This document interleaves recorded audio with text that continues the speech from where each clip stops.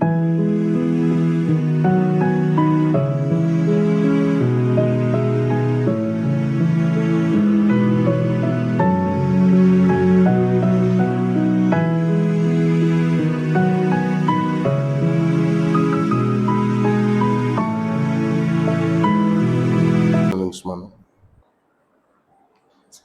47 నుంచి దాదాపుగా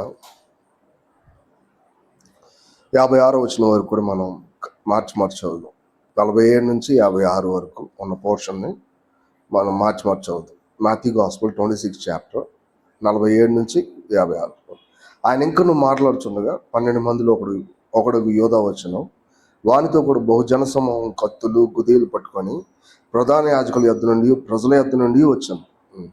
ఆయన అప్పగించేవాడు, నువ్వెవరిని ముద్దు పెట్టుకుందును ఆయనే యేసు అని పెట్టుకున్నాడు.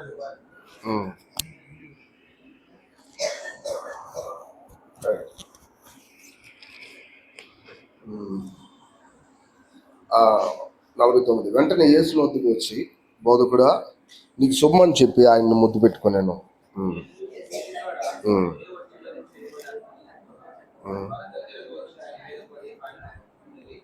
ఇదిగో యేసుతో కూడా ఉన్నవారిలో ఒకడు చెయ్యి చాచి కత్తి దూసి ప్రధాన యాజకుడు దాసుని కొట్టి వాని చెవి తెగ నరికెను. తిరిగి పెట్టము, కత్తి పట్టుకుని వారందరూ కత్తి చేతనే నశించారు. ఈ సమయం నేను తండ్రిని వేడుకొని అట్లా ఆయన 12 సేనా వ్యూహాల కంటే ఎక్కువ మంది దూతలను ఇప్పుడే నాకు పంపడని నువ్వు అనుకుంటున్నావా? ఎడల్లా ఇలాగ జరుగున లేఖనం ఎలాగ అతనితో వచ్చి ఆగడిలోనే యేసు జనసమూహం చూసి బందిపోటు దొంగ మీదకి వచ్చినట్టు కత్తులతోనూ గుదులతోనే నన్ను పట్టుకొని వచ్చితరా? నేను అనుదినము దేవాలయంలో కూర్చుని బోధించినప్పుడు మీరు నన్ను పట్టుకొనలేదు. అయితే ప్రవక్తల లేఖనం నెరవేరినట్లు ఇది అంతే జరిగిందని చెప్పాను. అప్పుడు శిష్యులందరూ ఆయన విడిచి పారిపోయారు. రైట్. సో గడిచిన ఆస్పెక్ట్లో మనం ఏం చూసామంటే, ప్రభు అయిన యేసుక్రీస్తు ఆయన ముందుగా చెప్పినట్టే మరి ఆయన ఒక ప్రాఫెసీ గుర్తు చేశారు. అదేంటంటే జకర్యా గ్రంథంలో చెప్పాం మనం. అదేంటంటే 31వ వచనంలో ఉన్నప్పుడు, యేసు వారిని చూసి ఆ రాత్రి మీరందరూ నా విషయమై అభ్యంతరపడతారు, ఎలాగనగా గొర్రెలు కాపని కొట్టుదును మొదలైన గొర్రెలన్నీ చెదిరిపోనని వ్రాయబడి ఉన్నది. సో ఇది మనం ఎందుకు గుర్తు చేసుకున్నాం అంటే, మనం వారం అయిపోతుంది ఈ వచనాలు చూసి యాక్చువల్గా, అందుకని గుర్తు చేస్తాం. సో అప్పుడు ఏమన్నాడంటే పేతురు, అందరూ నిన్ను విడిచిపెట్టినా కానీ నేను నిన్ను విడిచిపెట్టను, మరణం వచ్చినప్పటికి విడిచిపెట్టినామని. వెంటనే ప్రభు ఏమన్నాడంటే, నేడు నువ్వు కోడికోయికి ముందు ముమ్మారు నేను నన్ను ఎరగమని పంపుతావు అని చెప్పాను. యాక్చువల్ అది జరిగింది, కానీ ఇంకా జరగలే ఇంకా వాస్తవాలు. కానీ మనం ఏం చెప్పుకున్నామంటే పోయిన బైబిల్ స్టడీలో, పీటర్ యాక్చువల్గా తన గురించి తాను తక్కువ అంచనా వేసుకున్నాడు. అంటే తన గురించి తనకు సరిగ్గా తెలియదు వాస్తవానికి. తక్కువ అంచనా అంటే తెలుసుకోకపోవడం అని మా వర్షం. తనలో పాప స్వభావం అనేది ఉంటుందని, అది దేవుడి యొక్క పనికి పనికిరాదని సంగతి అతనికి తెలియదు. అది ఎవరు తెలుసు? ప్రభు అయిన యేసుక్రీస్తుకు తెలుసు. సో అందుకని ఆయన చాలా కన్ఫర్మ్గా చెప్పింది ఏంటంటే, నువ్వు ఖచ్చితంగా నన్ను డెనై చేస్తావు, అంటే తృణీకరిస్తావు. సో మన లైఫ్లో కూడా అంతే. చాలాసార్లు దేవుని గురించినటువంటి విషయంలో కొన్నిసార్లు మనం ఎంతో అగ్రెసివ్గా ఉంటాము, బట్ స్టిల్ మనం ఎట్లా ఉంటామంటే ఓడిపోతూ ఉంటాం. యాక్చువల్ ఓడిపోవడం అనేది సర్వసాధారణం క్రైస్తవ జీవితం. అట్లా అని చెప్పి గెలవడం కూడా సర్వసాధారణమే వాస్తవానికి. ఎట్లా అంటే, ఎప్పుడైతే మనం మన పాత స్వభావంలో బతుకుతామో ఖచ్చితంగా ఓడిపోయి తీరతాం. ఎప్పుడైతే ప్రభు యొక్క స్వభావంలో మనం ఉంటామో తెలియకుండానే మనం గెలుస్తాం. మనం ప్రార్థనలో చాలాసేపు చేయగలిగినప్పుడు గెలిచారా లేదా? గెలిచారు. వాక్యాన్ని జాగ్రత్త అర్థం చేసుకొని అందులోంచి ఏదైనా కొంత స్వీకరించారంటే గెలిచారా లేదా? గెలిచినట్టే. ప్రజల మధ్యలో దేవుడి యొక్క సన్నిధిని అనుభవిస్తూ సంతోషిస్తున్నారంటే దాని అర్థం గెలిచారా లేదా? గెలిచినట్టే. అలాగే కొన్నిసార్లు చాలాసార్లు ఓడిపోతాం యాక్చువల్ కదా. మన దృష్టితో మనం ఉన్నప్పుడు, మన పాత స్వభావం అనే ఆ లెన్స్లో నుంచి మనం చూసినప్పుడు ఖచ్చితంగా మనం ఏమవుతాం? ఖచ్చితంగా ఓడిపోతాం. There is no doubt.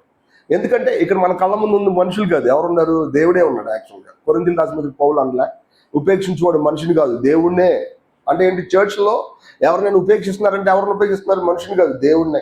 అపేక్షిస్తున్నారంటే మనిషిని కాదు, ఎవరినో అపేక్షిస్తున్నారు? దేవుణ్ణే అపేక్షిస్తున్నారు. ఈ మాటలకు అర్థం ఏంటంటే, చర్చ్ అనేది అలాంటిది అని అక్కడ అపోస్తులు చెప్తున్న విషయం.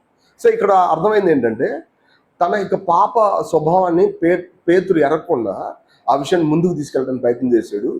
అది ఖచ్చితంగా ఫెయిల్యూర్ గుర్తే, అది నిరూపించబడిన సత్యం అని మనకు తెలుసు.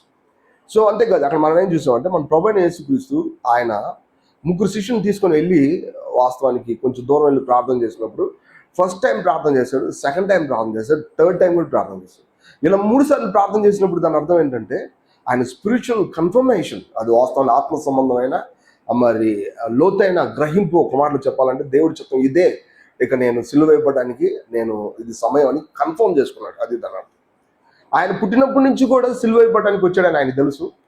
ఆయన బోధ చేసేటప్పుడల్లా ఆయన చంపాలని ప్రయత్నం చేసింది కూడా జరిగింది వాస్తవానికి. కానీ ప్రతిసారి ఆయన ఏం చేశాడు, తప్పించుకుంటూ వచ్చాడు. ఎందుకంటే అది ఆ గడి కాదు వాస్తవానికి.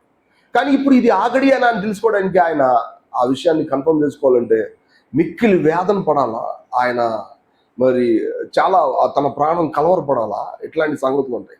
ఆత్మ సంబంధమైనటువంటి పని యొక్క ప్రభావాన్ని బట్టి ఆయన శ్రమ అనేది అక్కడ ఉంటుంది అనేది మనం అర్థం చేసుకోవాలి. గెత్సెమనే తోటలో ఇప్పుడు శిష్యులు ఆయనతో పాటు కలిసి ప్రార్థన చేయగలిగారంటే ప్రార్థన చేయలేకపోయారు వాస్తవాన్ని. సో అందుకని ప్రభు ఏమన్నాడంటే, వాళ్ళు నిద్రపోతున్న లేపేసి మీరు ఇంకా నిద్రపోయి అలసట తీర్చుకోండి అని చెప్పారు. ఏం చెప్పాడు, నిద్రపోయిన వాళ్ళు లేపేసి నిద్రపోండి అని చెప్తారు. ఎట్లా నిద్రపోతారు, స్పిరిచువల్గా మీకు భారం లేదు, ఇక వదిలేసేయండి అని తన. మీకు తెలుసో లేదో, నేను లాస్ట్ టైం ఈ మాట చెప్పలే, పరిశుద్ధాత్మ మనకి ఏదైనా పని చేసేటప్పుడు ఒకసారి 2 సార్లు సిగ్నల్ ఇస్తారు లోపల. మీకు తెలుసో లేదు, చాలాసార్లు ఇక్కడ పెయిన్ వస్తుంది అంటాం కదా మనం, ఆ పెయిన్ నిజంగా హార్ట్ పెయిన్ కాకపోవచ్చు వాస్తవానికి, ఎందుకంటే మన మనస్సాక్షి ప్రొడ్యూస్ చేసింది అది. అది ఎంతో కఠినంగా ఒక రకమైనటువంటి సిగ్నల్ పాస్ చేసింది. అంటే మనం నేరుగా దేవుడి వాక్యాన్ని వినాం, కానీ లోపల ఏదో తేడా జరుగుతుందని మనకు అర్థమవుతుంది యాక్చువల్గా. దాన్ని ఒక్కసారి ప్రార్థనకు అప్పచెప్పామంటే ఒకసారికి కూసేపటికి అది తగ్గిపోవడం చూస్తాం. అంతేకాదు మనం ఎట్లా ప్రార్థన చేయాలంటే, ప్రభు ఒకవేళ నా కళ్ళ ముందున్న విషయాలు నేను సరిగ్గా చేయలేనేమో, ఒకవేళ నా కళ్ళ ముందున్న సంగతిని సరిగ్గా చూడలేకపోతున్నానేమో, దానివల్ల నాకేమైనా కీడు జరిగిద్దో నాకు తెలియదు అని చెప్పి మనం చెప్పగలగాలి వాస్తవాన్ని. అది ఒక రకమైనటువంటి మన లోపల ఉన్న మన ఆత్మ ప్రొడ్యూస్ చేసే ఒక రకమైనటువంటి సౌండ్, అది మనకు అర్థం అవ్వాలి. అది అందరిలోనూ అలాగే ఉంటుంది, ఏ ఒక్కరిలోనూ కొత్తగా వెరైటీగా ఉండదు. ఎవరైతే ఓపిక తమ మనసులో నుంచి పక్కకు వచ్చి దాన్ని చూడగలుగుతారో వాళ్ళు దాన్ని కనిపెట్టేస్తారు ఈజీగా. ఎట్లా అంటే ఏదో జరగబోతుందో అదేంటో క్లారిటీకి తెలియదు, వీళ్ళు నుంచో ప్రార్థన చేస్తారు. ఇక దానికోసం ప్రార్థన చేసినప్పుడు ఏమైంది, అది పోతుంది. కానీ ఇక్కడ యాక్చువల్గా అపోస్తులకి భారం ఉంది, కానీ దాన్ని పోగొట్టుకోలేకపోయారు. ఏం చేశారు, దాని మీద ప్రార్థన చేసినప్పుడు ఏమైపోతున్నారు, నిద్రపోతున్నారు. యాక్చువల్గా దాన్ని ఫేస్ చేయలేకపోతున్నారు. చాలాసార్లు భారం ఇప్పుడు ఎట్లాంటిదే చూడండి. అపోస్తులు జాన్ ఆయన ఏం చేశాడు, ఆయన ప్రకటన గ్రంథం 1వ అధ్యాయంలో ప్రభువుని చూడగానే చచ్చిన వాడి వలె, దాని అర్థం బాడీ ఎప్పుడు కూడా రెజరక్షన్ లైఫ్ని తట్టుకోలేదు. యాక్చువల్గా ఎవరైతే శరీరం మంది విశ్వాసం ఉంచుతారో వాళ్ళు కూడా ఆత్మసంబంధ భారాలను ఎత్తికెళ్ళలేరు, యాక్చువల్గా మోసుకెళ్ళలేరు. మనం చాలాసార్లు వాక్యాన్ని మాట్లాడుతున్నావా లేదా, వాక్యాన్ని మాట్లాడి లేదా వాక్యాన్ని వల్లిస్తున్నావా లేదా అని అనుకుంటాం, కానీ ఆత్మతో కనెక్ట్ అవుతున్నావా లేదా అనేది చాలాసార్లు మర్చిపోతాం. ఇక్కడ ప్రభు అయిన యేసుక్రీస్తు ఆ విషయాన్ని కన్ఫర్మ్ చేసుకోండి, ఇక ఇదే గడియ, మనకి ఇబ్బంది లేదు. కానీ ఎవరు కన్ఫర్మ్ చేసుకోలేకపోయారంటే యాక్చువల్గా వీళ్ళు కన్ఫర్మ్ చేసుకోరు. అందుకని వీళ్ళకి ఏమాత్రం కూడా ఆయన సిలువ మీద కూర్చున్న భారమే ఉండదు. అందుకని సమస్య వచ్చినప్పుడు ఏం చేస్తారు, ఇక్కడ చేశారు ఒక ఆయన, సమస్య వచ్చినప్పుడు కోపం వచ్చి కత్తి తీసి, వాస్తవానికి అది జనరల్లే, అది జరగకుండా ఉండదు. మీకు తెలుసో లేదు, చాలాసార్లు జరిగింది. ఎందుకంటే మన ఆత్మ సంబంధం లోతుని అర్థం చేసుకోకపోతే వచ్చిన కష్టం అది. వెంటనే ప్రభువు చూడండి దానికి సంబంధించిన మాటలు మాట్లాడారు, అది మనం పారాగ్రాఫ్ చూద్దాం. కానీ మనం చెప్పేది ఏంటంటే, కొన్నిసార్లు పరిశుద్ధాత్మ మన లోపల అలాంటి సౌండ్ ప్రొడ్యూస్ చేసినప్పుడు దాన్ని వినకుండా మనం తెలియకుండా తప్పు చేసామంటే అది వెంటనే తగ్గిపోతుంది. తెలుసా అంటే ఏంటి తెలుసా, ఇక మీద నువ్వు నా మాట లేదు, ఇక నేను నీకేం చెప్పను అంటే ఆ విషయంలో ఇంకేం చెప్పను అని తన. అలా ఓడిపోయిన వాళ్ళు చాలాసార్లు, ఓడిపోయిన గడియలు కూడా ఉన్నాయి చాలాసార్లు. అంటే చెప్తున్నా నేను మాట లేదబ్బా, మనకే ఆ రియలైజేషన్ వచ్చింది. దేవుడు నాకు చెప్తున్నా ఇది మంచి అని చెప్పి నేను అది చేయకుండా నాకేది ఇష్టం అది చేశానబ్బా అని చెప్పే రోజులు కూడా మనకు తెలుసు, అది మనకి. సో అప్పుడు కూడా ఆత్మ వెళ్ళిపోతుంది. అప్పుడు కూడా ఏమంటుంది తెలుసా, ఈ మాటకి అర్థం, సరే ఇక నిద్రపో, అది దాని అర్థం. అది అంటే ఇక నీకు భారం ఏం లేదు, నువ్వు వదిలేసే, ఇక నీకేం భారం లేదు ఆత్మ సంబంధంగా. ఇక్కడ ఉన్న విషయం చాలాసార్లు కయ్యూని పోగొట్టుకుంది ఇలాగే వాస్తవానికి. అతను ఏం పోగొట్టుకున్నాడు, దైవత్వంలో ఉన్నటువంటి జ్యేష్ఠత్వాన్ని పోగొట్టుకున్నాడు. ఎట్లా పోగొట్టుకున్నాడు, చాలా సింపుల్గా తన లోపల ఉన్న సెన్స్ని వదిలేశాడు, ఇది నాకెందుకు అన్నాడు, అంతే అతను పోగొట్టుకున్నాడు. మీకు తెలుసో లేదో చాలా మంది చెప్తారు ఈ మాట, అది కన్ఫర్మ్ చేయట్లేదు, నేను కన్ఫర్మ్ చేయొచ్చు కూడా. అపోస్తుల పేతురుకి పైనుంచి ఒక దుప్పటి కింద దిగి వచ్చి అపోస్తుల కార్యాలలో ఇందులో ఉన్న చతుష్పాద జంతువుల్ని కీటకాలను కొట్టుకుని చంపుకొని తినమంటే వెంటనే పేతురు ఏమన్నాడు తెలుసా, అయ్యా నేను నిశ్చితమైన నా చిన్నప్పటి నుంచి కూడా నేను తినలేదు కదయ్యా, నేను ఎట్ట తింటానయ్యా, నేను తినలేనంటే వెంటనే పైనుంచి ఒక స్వరం వచ్చింది, దేవుడు పవిత్రమైన దాన్ని ఎంచిందని నువ్వు అపవిత్రంగా ఎంచకూడదు. అసలు కన్ఫ్యూజన్ ఆయనకి. యాక్చువల్గా ఓల్డ్ టెస్ట్మెంట్ టైమ్స్లో పురుగులను తినాలా, అది అపవిత్రం, ఎవరైనా పురుగులు తింటే అపవిత్రుడికి ఎంచాలి వాస్తవానికి, అది చెప్పింది ఎవరు, దేవుడే. ఇప్పుడు దేవుడు ఒక టర్న్ తీసుకున్నాడు, ఈ టర్న్ అనేది మిగతా దానికంటే భిన్నమైంది. అది ఎలా కూడా తెలుసు, ఎందుకంటే ఇశ్రాయేల్కి రాజు వచ్చాడు, ఈ రాజు ఎట్టా ఉన్నాడు, కిరీటం పెట్టుకొని కత్తులు గుదులు తీసుకొని రాలేదు. యాక్చువల్ ఈ రాజు ఎట్టున్నాడు, చాలా బ్లైండ్గా ఉన్నాడు. అది వీళ్ళకి తెలుసు, ఆయన మెస్సీ అని తెలుసు. ఇప్పుడు ఆయన ఆ టర్న్ తీసుకున్నాడని చెప్పినప్పుడు అదే విధానంలో ఆయన వేరే టర్న్ తీసుకుంటాడని పేతురుకు తెలియాలి. పేతురు నేను తిన్నంటే అనతి కాలంలోనే అపోస్తులు పౌలు వచ్చి ఆ పరిచయం చేసుకొచ్చాడు. అన్యులు వాస్తవానికి అక్కడ ఉన్న ఆ పురుగులు చతుష్పాద జంతువులు ఎవరు గుర్తు అంటే అన్యులు గుర్తు. వీళ్ళందరూ కూడా అపవిత్రులే కదా, వీళ్ళందరూ మనం అందరం కూడా అపవిత్రులే. వీళ్ళకి పరిచయం ఎవరు చేశాడు? వాస్తవానికి అపోస్తులు పౌలు చేశాడు. ఎందుకని? బర్డెన్ ఎగిరిపోయింది, ఇంకా బర్డెన్ తగ్గిపోయింది, భారం పోయింది. చాలాసార్లు మనం అలా ఎన్ని భారాలు పోగొట్టుకుంటే లెక్కలేదు. మనం ఇది అర్థం చేసుకోవాలి. అందుకని మనం చాలాసార్లు మనం ప్రార్థన చెప్పి ప్రభు నా కళ్ళ ముందు ఉన్న నీ అడుగులు చూడకుండా కళ్ళు మూసిపోతాయేమో నాకు సాయం చేయి అని చెప్పి మనం అడగడం చాలా చాలా ఇంపార్టెంట్. లేకపోతే ఏమవుతుందో తెలిసే, మనకు తెలిసిన అవసరాల్లో మునిగిపోతా కళ్ళ ముందు ఉన్నటువంటి దేవుడి కథలకు చూడలేకపోతే ఎంత దారుణం అది. అంటే రేపొద్దున మనం ఎవరి మీద కూడా సాకు చెప్పలేం. నాకు ఎవరు చెప్పలేదయ్యా అని మనం చెప్పలేము, ఎందుకంటే లోపల ఎవరు చెప్తుంటారు? ఆయన చెప్తుంటాడు. దానికి మనం ఏ సాకు చెప్పలేం. కాబట్టి గుర్తుపెట్టుకోవాలి. అందుకే ఆయన ఏమన్నా తెలుసా, ఇక నిద్రపోండి అంటే, and you have no burden anymore. ఇంక నీకేం కూడా ఏ భారం నీకు ఉండదు. యాక్చువల్ భారం లేకపోవటం అవమానం, తెలుసా? మీకు తెలుసా లేదు? దేవుడి ఇంటిలో దేవుడి భారం లేకపోతే అది అవమానం కదా. ఇంటిలో బాధ్యత లేకుండా తిరుగుతున్నాడు చూసి ఏమంటారు? వాళ్ళు ఉన్నాడు సంతోషంగా అంటారా? వారికి బాధ్యత లేదండి ఎప్పుడు తెలుసుకుంటారు అంటారు లేదు యాక్చువల్గా. అలాగే చర్చ్ లైఫ్లో కూడా సియోనులో మౌనంగా ఉండేవాడు, సియోనులో దుఃఖించకుండా ప్రలాపించువాడిని దేవుడు చెప్పించుగాక విలాప వాక్యాలు. అంటే అక్కడ చాలా కష్టాలు ఉన్నాయి, కానీ సియోన్లో చాలా మంది బొబ్బులంతో కలిసిపోయి శుభ్రంగా తిరుగుతున్నారు. యాక్చువల్గా వీళ్ళకి ఒకప్పుడు మనం ఎలాంటి వాళ్ళమో, ఎక్కడి నుంచి ఇక్కడికి ఎలా వచ్చామో, మళ్ళీ తిరిగి అక్కడికి వెళ్ళాలంటే ఏం చేయాలో దీని గురించి భారం ఏం లేదు యాక్చువల్గా. అందుకని సో ఈ విషయాలన్నింటిలో మనం భారం కలిగి ఉండడం అనేది కూడా చాలా చాలా అవసరమైన విషయం. ప్రతి ఒక్కరికి ఏదో భారం ఉంది నాకు తెలుసు. యాక్చువల్గా నేను దాన్ని నమ్ముతున్నాను. ఎందుకో తెలుసా, ఈవెన్ మన దగ్గర వీళ్ళకి ఏం తెలియదు అనుకున్న వాళ్ళకి కూడా వాస్తవానికి వాళ్ళ లోపల ఏదో భారం ఉంటుంది. ఆ భారం ఖచ్చితంగా వాళ్ళు బయట పెట్టినప్పుడు మనం గుర్తు చేసేది ఏంటంటే వాళ్ళు కూడా దేహంలో ఓ చక్కటి భాగాన్ని కలిగి ఉన్నారని అర్థమవుతుంది. సో అందుకని దయచేసి మన భారాన్ని పోగొట్టుకోకుండా దాన్ని డెవలప్ చేయాలి. ఇంకా తిమోతితో పౌలు ఏమన్నా తెలుసా, నీకున్న టాలెంట్ని, నీకున్న విషయాన్ని ఏం చేయాలంటే విసరాలంట. నిప్పుని ఏం చేస్తే, ఇసురితే ఏం చేసిద్ది? నిప్పు ఉందనుకోండి, పొయ్యిలో నిప్పులు ఉన్నాయి, అవి రగలాలంటే ఏం చేస్తారు? ఊతారు కదా. యాక్చువల్ మనకంటే ఈరోజు అవసరం లేదు, మనం హైలో పెట్టేస్తాం తక్కువ. వాస్తవానికి అంతకుముందు ఏం చేసేవాళ్ళు గొట్టం తీసుకుని ఊతారు. అప్పుడు ఏం జరిగింది? ఫ్యాన్ అవుతుంది. అక్కడ ఆ పదానికి అర్థం అవుతుంది, నీలో ఉన్న ఆ టాలెంట్ని రగిలించుకో అనే పదం రాసి. మనం అట్లా మన లోపల ఉన్న ఆత్మ సంబంధమైన మంచి పదార్థాన్ని రగిలించుకోవాలి. యూదా రాసిన పత్రిక రాసి ఉంటుంది, నీలో ఉన్న మంచి పదార్థం మీద నిన్ను నువ్వు కట్టుకో, నీలో ఉన్న పరిశుద్ధమైన దాని మీద నిన్ను నువ్వు. అది ఎట్ట తెలిసిద్ది? అది నీలో ఉన్న పరిశుద్ధమైంది నీకు చెప్తున్నప్పుడు దానికి అసలు నీళ్లు కలపలేవు, దానికి ఏది వేరే రంగులు వేయలేవు. ఏది రైట్ అని చెప్తారో దానికోసం మనం ఉండడం మన జీవితంలో మనకు ఉన్నటువంటి భారం. దాన్ని పక్కన పెట్టి కల్చర్నో లేదా పద్ధతుల్లో ఫాలో అయ్యామంటే ఖచ్చితంగా మనం నిద్రపోతున్నట్టే. ఏమవుతున్నట్టు? నిద్రపోతున్నట్టే. వీళ్ళు వేసిపోయి వెంబడించలేదా? వెంబడించారు. తర్వాత కూడా వేసిపోయి వెంబడించాలని అనుకోలేదా? అనుకున్నారు. ఆయనకి ఏం జరుగుతుందో తెలుసుకోవాలనుకోలేదా? తెలుసుకున్నారు. ఆయన కష్టాలు చూసి కన్నీళ్ళు విడిచలేదా? విడిచారు. కానీ ఆయన భారంలో పాలు పొందారా? పొందలే. ఆయన పిలవలేదా భారంలో పాలు పొందమని? పిలిచాడు.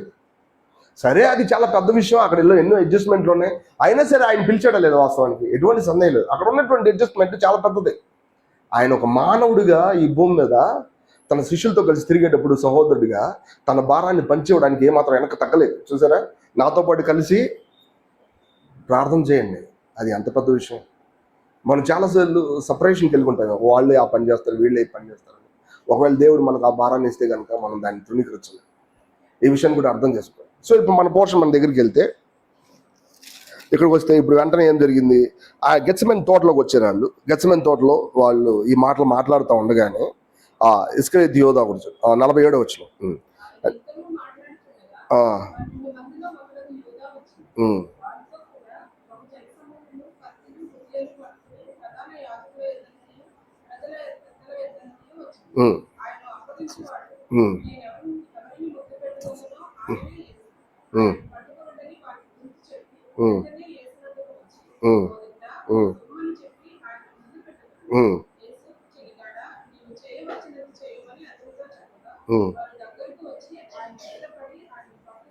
రైట్. ఇక్కడి వరకు ఒక పోర్షన్గా మనం చూడవచ్చు. ఇప్పటి వరకు కూడా ఒక సెంటెన్స్ కన్ఫర్మ్ అయింది. ఏం జరిగింది?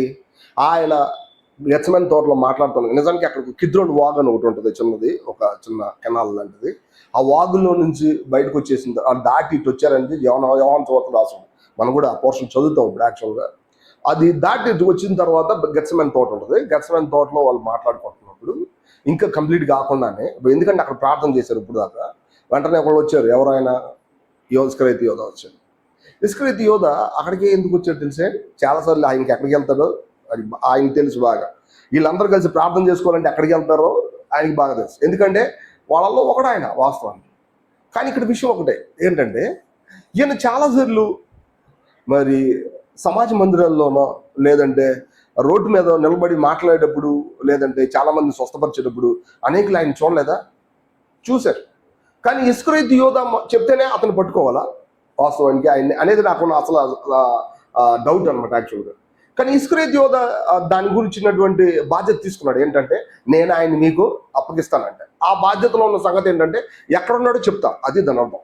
నేను ఎవరిని ముట్టుకుంటానో అనే పదం ఇక్కడ రాయబడిందిలే, కానీ నిజానికి ఆయన ఎక్కడున్నాడో చెప్తా. మీరు ఆయన మీకు తెలుసు. ఆయన నజరేయుడైన యేసు ఎవరికి తెలియదు వాస్తవానికి? అక్కడ ఎవరికి తెలియదు? హేరోదుకు కూడా తెలుసు వాస్తవానికి. హేరోదు కూడా వచ్చి ఏంటంటే వచ్చాడా అని చెప్పి గబగబ వచ్చి ఆయన దగ్గర అద్భుతాలు చేయాలని చెప్పి కోరుకున్నాడు యాక్చువల్గా. దాని కింద వచ్చిన వాళ్ళు మనం చూడొచ్చు, అందరికీ తెలుసు ఆయన. మరి ఇస్కరియోతు ప్రత్యేకంగా చెప్పాల్సిన అవసరం ఏంటి? అక్కడ సంథింగ్ హ్యాపెండ్, అది ఒక రకమైన మిస్టరీ. అదేంటంటే మనకి యోహాను సువార్తలో క్లారిటీ ఉంది. ఒకసారి చూద్దాం, అక్కడికి వెళ్దాం. యోహాను సువార్త 18వ అధ్యాయం.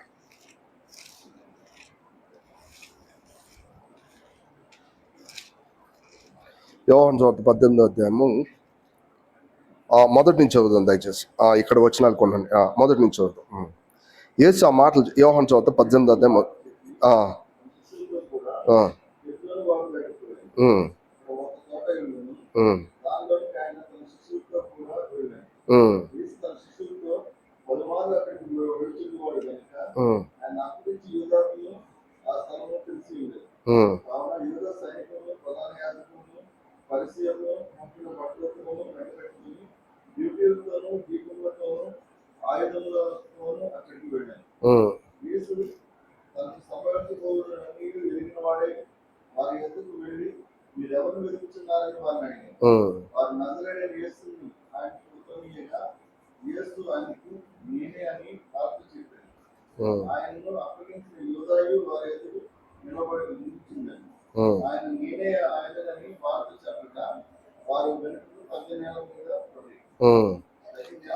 మరలా ఆయన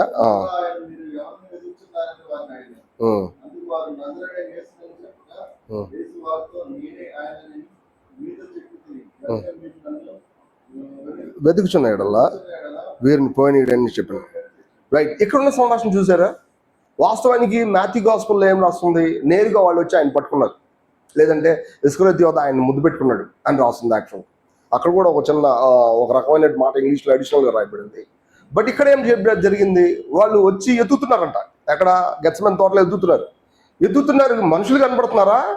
ప్రభు వచ్చాడు. ఎవరిని ఎత్తుతున్నారు?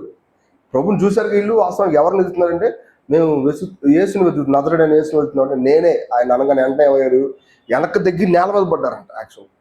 వాళ్ళతో పాటు ఎవరున్నారు? యోధా కూడా ఉన్నాడు యాక్చువల్గా. అంటే ఈయన కూడా ఏమయ్యాడు? వెనక తగ్గి నేల మీద పడ్డాడు. అది దాని అర్థం వాస్తవానికి. మళ్ళా ఆయన వచ్చి ఎవరిని ఎత్తుతున్నారు? ఇప్పుడు చూడండి, ఆయన్ని పట్టుకున్నారా? ఆయన వాళ్ళకి అప్పు చెప్పుకున్నాడా? వాస్తవానికి ఆయన పట్టుకోవాలా, ఆయనే వాళ్ళకి అప్పు చెప్పుకున్నాడు. ఈ విషయాన్ని మనం అర్థం చేసుకోవాలి. కానీ ఇక్కడ రాజుని పట్టుకున్నప్పుడు ఇక్కడ మనకు జరిగిన సంభాషణలో ఏం జరిగిందంటే, నాకు ఇంకా డౌట్ వచ్చింది. అక్కడ యోహాను సువార్తలో జరిగిన దాంట్లోనే ఎందుకంటే ఆయన గుర్తుపట్టలేకపోయారు ఆయన. వాస్తవానికి ఇస్కరియోతు యోధ ముద్దు పెట్టుకోవాల్సిన అవసరం ఏంటి అని నేను అనుకుంటా యాక్చువల్గా చాలాసార్లు. ఇస్కరియోతు యోధ మరి ఆయనతో పాటు తిరిగినప్పుడు లేదంటే చుట్టుపక్కల ఉన్న వాళ్ళందరినీ ఆయనతో మాట్లాడేటప్పుడు వాళ్ళందరూ యేసు గురించి తెలుసు, ఆయన చూస్తారు యాక్చువల్గా. కానీ యూదా ముద్దు పెట్టుకోవడానికి కారణం ఏంటంటే, అక్కడ ఉన్నటువంటి వాళ్ళందరూ శిష్యులతో కలిసి ఈయన కూడా కూర్చున్నప్పుడు ఎట్ట కనపడతారు తెలుసా? వాళ్ళందరూ యేసు లాగానే కనపడతారు. ఇది ఒక పెద్ద మర్మం వాస్తవానికి. ఇది చాలా మంది నమ్ముతారు, నమ్మరు కొంతమంది. ఎట్లా ఉంటుందంటే విషయం, ఆయన శిష్యులతో కలిసి ఉన్నప్పుడు, ఈ సహోదరులతో కలిసి ఉన్నప్పుడు యోధాకు మాత్రమే ఫైండ్ అవుట్ చేయదు, ఇంకెవరు కూడా ఆయన కనిపెట్టలేరు యాక్చువల్. అందుకని యోధ ఆయన ముద్దు పెట్టుకోవాలంట యాక్చువల్గా. ఆయన ముద్దు పెట్టుకోవాలి. అప్పుడు యోధ మాత్రమే అతను కనిపెట్టినప్పుడు వెంటనే వాళ్ళు ఇక ఆయన పట్టుకుంటారు. ఇంగ్లీష్ బైబిల్ ఏం రాస్తుందంటే, ఈయన ఆయన ముద్దు పెట్టుకున్నాడు అని రాస్తుంది, కానీ ఆ ఇంగ్లీష్ బైబిల్లో ఎంతో గట్టిగా గాఢంగా ఆయన్ని కౌగిలించుకున్నాడు లేదా ముద్దు పెట్టుకున్నాడు అనే పదం వచ్చింది. అఫెక్షనేట్గా ఆయన ముద్దు పెట్టుకున్నాడు రాసు. నేను అనుకుంటాను యాక్చువల్గా అప్పగించే వాళ్ళు శత్రువుల్ని మనం గాఢంగా ముద్దు పెట్టుకుంటాం, యాక్చువల్గా అట్లా ప్రేమగా కౌగిలించుకుంటామా? లేదు కదా. నేను చెప్పాను ఇంతకుముందు, ఇస్కరియోతు యోధ ఎప్పుడు ఆయన ఏమనుకున్నాడు? తప్పుగా అనుకున్నాడు ఎప్పుడు. ఎందుకని? ఆయన ఒక రాజు, ఖచ్చితంగా ఆయన భౌతికంగా యుద్ధం చేస్తాడు, ఖచ్చితంగా ఈ రోమీని గెలుస్తాడు, తిరిగి మళ్ళీ ఇశ్రాయేల్కి రాజ్యం వచ్చిందని అనుకున్నాడు యాక్చువల్. కానీ నిజానికి అది జరగల. ఆ తర్వాత అందుకని ఆయన తన విషయంలో పశ్చాత్తాపడి నిరపరాధి రక్తాన్ని మీకు అప్పచెప్పానని చెప్పి ఆ వెండి నాణ్యాలు ఏం చేశాడు? ఆలయంలో పారేసి వెళ్ళిపోయాడు యాక్చువల్. సో ఇక్కడ విషయం ఏంటంటే, ప్రభువైన యేసుక్రీస్తు అక్కడ ఉన్న పెద్ద విషయం ఏంటంటే, వాళ్ళతో కలిసి ఎంతో చక్కగా తను అప్పచెప్పుకోవడం ద్వారా ఈ విషయం జరిగిందే కానీ యోధ తను అప్పగించడం ద్వారా కాదు.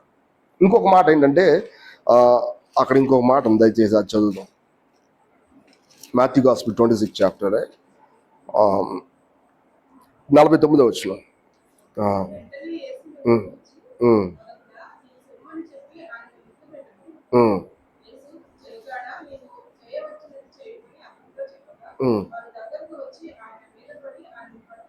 మీరు గమనించారా?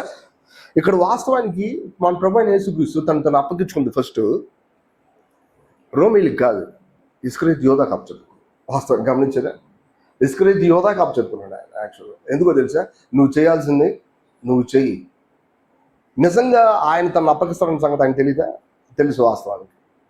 సో చాలాసార్లు మన జీవితంలో ఇలాంటి సంగతులు ఒప్పుకోవడం అనేది క్రైస్తవ జీవితంలో చాలా పీక్ స్టేజ్ అనమాట. అంటే దాని అర్థం అది చాలా ఉన్నతమైన విశ్వాసాన్ని చూపించింది. అంటే తెలిసి మోసపోవడం. ఎవరు తెలిసి మోసపోతారు? నన్ను అడగనేయండి, ఎవరైనా తెలిసి మోసపోతారా? కావాలని మోసం చేయడానికి రెడీ ఉంటారు. అంతెందుకు, ఒకే విషయాన్ని చెరు సమానం చేయాలంటే కూడా ఏదో తెలియకుండా ఒక పోర్షన్ మనకు వస్తే బాగుంది అనుకుంటాం. అవునా కదా? తెలియకుండానే. అంటే లోకంలో జరిగే విషయం ఇది చెప్తున్నాను నేను. ఒక పోర్షన్ చెరు సమానంగా పంచాలంటే తెలియకుండానే మనం ఒక పోర్షన్ కొంచెం ఎక్కువ తీసుకుంటే బాగుంది. ఇట్లాగా మనం ఆత్రపడేవాళ్ళం. ఉద్దేశపూర్వకంగా మనం మోసపోవడానికి సిద్ధంగా ఉంటామా? నిజానికి మన ప్రభువైన యేసుక్రీస్తు అది మనకు నేర్పించాడు. మన జీవితంలో చాలాసార్లు అది జరిగింది. కానీ ఈ విషయం మనకు అర్థమైతే ఆయన అప్పగించుకున్నాడు అనే పదం అది ఎంత ప్రేమపూర్వకంగా ఉందనే సంగతి మనకు అర్థమవుతుంది యాక్చువల్. సరే, మనం ఇక్కడ విడిచిపెడతాం, తర్వాత మనం మాట్లాడతాం మనం దీని గురించి. సో ఇప్పుడు ఆయన వెంటనే ఆయన పట్టుకోగానే ఇంకొక విషయం జరిగింది. ఏం జరిగింది? వెంటనే ఒక అతను ఏం చేశాడంటే కత్తి తీసి అక్కడ ఉన్నటువంటి ఒక అతను చెవి తెగొట్టేశాడు యాక్చువల్గా. తెగ నరికాడు ఆ పదాలు. వెంటనే ప్రభు ఏమన్నాడు తెలిసే? ఆ పదాలు చదువుదాం సరే, దయచేసి గమనించు. 51 నుంచి చదువుదాం.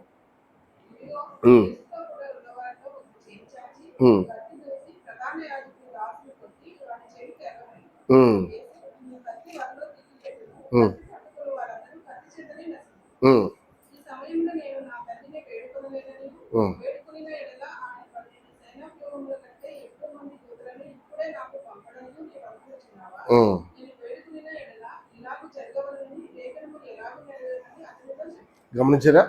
నేను పెద్ద ఎక్స్ప్లెనేషన్ లేదు, ఇక్కడ సంగతి అంతా ఒకటే.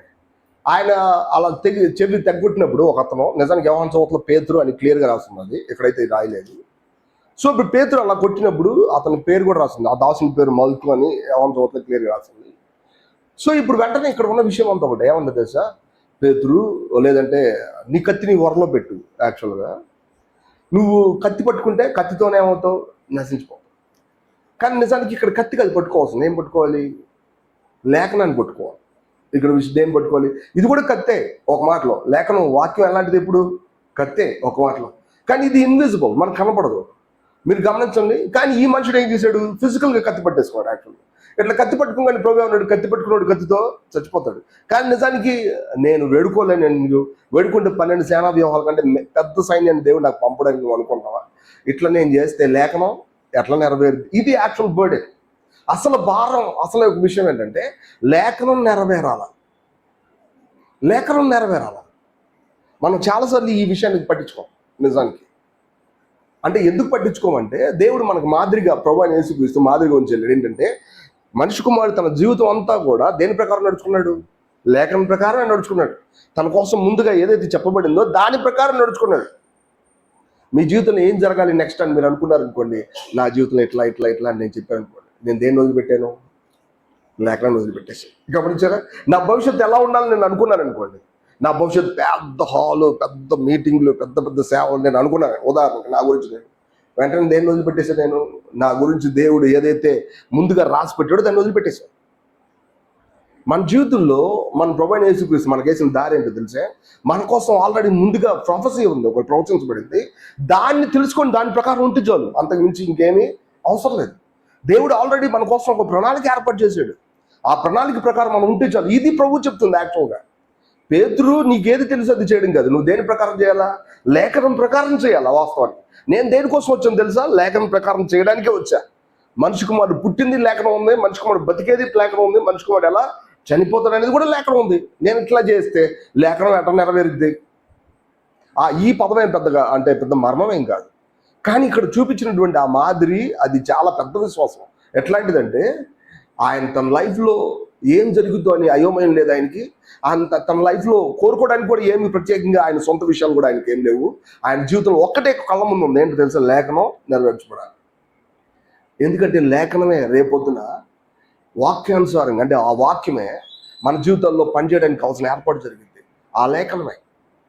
లేఖనం అనే పదానికి వాక్యం అనే పదానికి ఉన్న డిఫరెన్స్ ఏంటంటే, వాక్యం అని చెప్పినప్పుడు it is the expression of the spirit, actual ఆత్మ యొక్క వ్యక్తత. లేఖనం అంటే ఏంటో తెలిసే, ముందుగానే మీకోసం దాచి ఉంచబడిన ప్రవచనం. ఒక మాటలు ఇది దానికి ఉన్న విషయం. ఇక్కడ రాయబడిన ప్రవక్తల లేఖనాలు ఎట్లా నెరవేరుతాయి, ఆల్రెడీ ప్రవక్తలకు చెప్పబడిన లేఖనాలు ఎట్లా నెరవేరుతాయి, నువ్వు దాన్ని పట్టుకోవాలా. మనం ఫిజికల్గా ఉన్న ఏర్పాట్లు పట్టుకోవడం కాదు. మన చాలాసార్లు మన లైఫ్లో మనం అర్థం చేసుకోవాల్సిన విషయం ఏంటంటే, మన కళ్ళ ముందు మన జీవితం గురించి ఆల్రెడీ ఒక లేఖనం చెప్పబడింది. దైవికమైనటువంటి సంఘం ఇట్లా ఉంటుంది అని చెప్పి ఆల్రెడీ ప్రాఫెసీ చేయబడలేదా? చేయబడింది. మనం అందరం ఇట్లా ఉండాలని ముందుగా లేఖనం చెప్పలేదా? చెప్పబడింది. మనం చాలాసార్లు మన సొంతంగా బతికినప్పుడల్లా దేనికి విరోధంగా ఉన్నది తెలిసే? దైవికమైన ప్రణాళిక మాత్రమే కాదు, అక్కడ ఏం చేస్తాం, ముందుగా ఏర్పాటు చేసిన ప్రవచనానికి విరుద్ధంగా. మనకి ఇది అర్థం అవ్వాలి. ప్రభు నా లైఫ్లో ముందుగానే నువ్వు నిర్ణయించావు. ఎందుకంటే ఆయన వేరు, మనం వేరు కాదు. వాస్తవానికి చాలామంది క్రైస్తవులు ఈ విషయం తప్పుగా అర్థం చేసుకున్నారు. ఏంటో తెలిసే, మనం ఆయన వేడుకుంటే ఆయన మనకు క్షమిస్తాడు. ఆ పదం చాలా సింపుల్, అంటే చాలా సామాన్యం. దేవుడు లోకమును ఎంతో ప్రేమించను, ఈ మనుషులకి వాళ్ళ సహాయం చేసాడు రాయిలా. ఆయన ఏమిచ్చాడు? తను తాను ఇచ్చుకున్నాడని రాస్తుంది. యాక్చువల్గా మీరు ఈ మాటలు గమనించారా? దేవుడు లోకమును ఎంతో ప్రేమించి తన ప్రేమనే ఇచ్చాడు.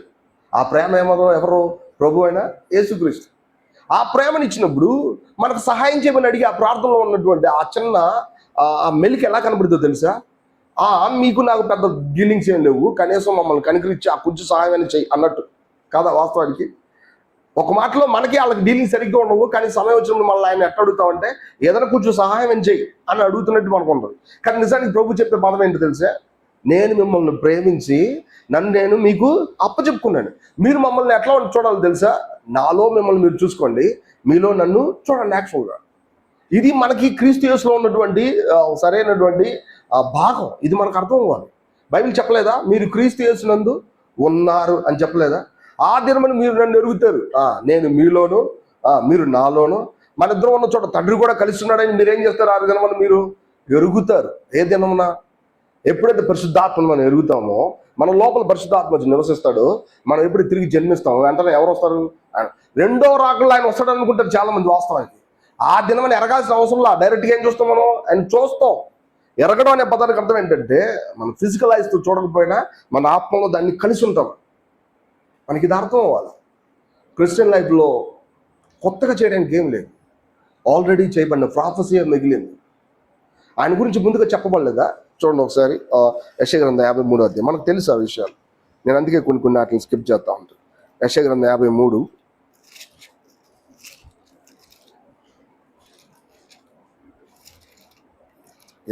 53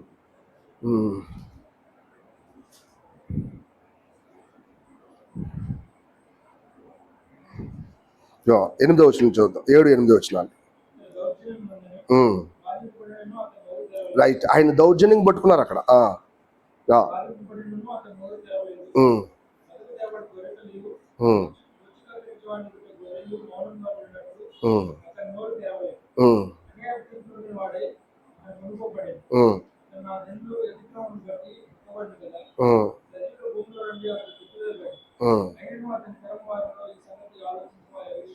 గమనించారా?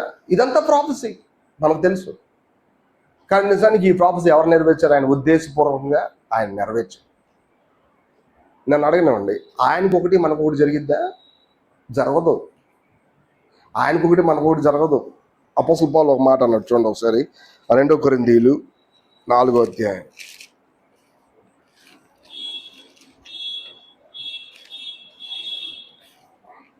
2 కొరింథీయులు 4వ అధ్యాయము